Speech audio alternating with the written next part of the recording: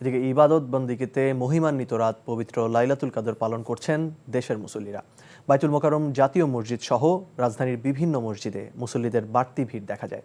দেশ, জাতি ও মুসলিম উম্মার কল্যাণ কামনায় বিশেষ দোয়া করেন সবাই।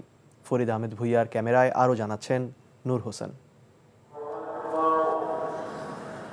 পবিত্র কোরআন নাজিলের মহিমান্বিত রজনী শবে কদর অন্বেষণে ব্যস্ত রাজধানীর মুসল্লিরা।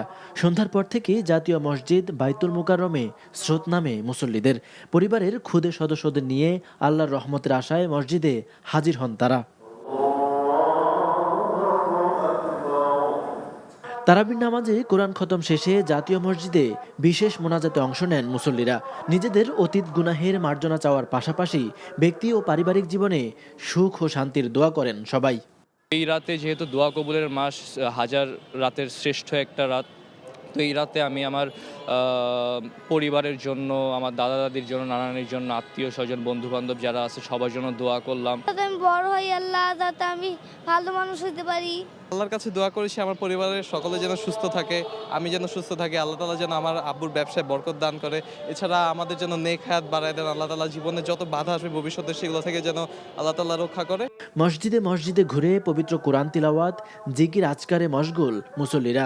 দোয়া কবুলের এই রজনীতে ফিলিস্তিনের গাজা উপত্যকার মুসল্লিদের মুক্তি কামনা করেন দেশের ধর্মপ্রাণ মুসল্লিরা।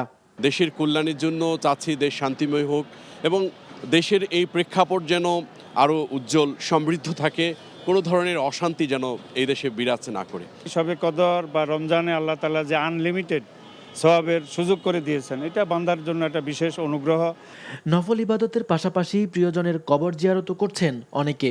মৃত স্বজনদের জন্য কবরের আযাব মুক্তি ও বেহেশতি বাতাসের প্রার্থনা তাদের। সবার জন্য দোয়া করি, আমাদের দাদা দাদি নাই ওনাদের জন্য দোয়া করি, নানাই নাই ওনাদের জন্য দোয়া করি, সমস্ত মুসলমানদের জন্য দোয়া করি। এই রাতে রাসূলুল্লাহ সাল্লাল্লাহু আলাইহি ওয়াসাল্লাম কবরবাসীদের জন্য দোয়া করেছেন, কবরস্থানে গেছেন, জান্নাত বাকিতে গিয়েছেন। এই জন্য আমরাও করি, কারণ এই রাতে দোয়া কবুলের রাত। কুরআন অনুসারে আল্লাহ রাব্বুল আলামিনের এই বিশেষ রহমত বিরাজমান থাকে ফজরের আজান পর্যন্ত। নূর হোসেন, এনটিভি নিউজ, ঢাকা।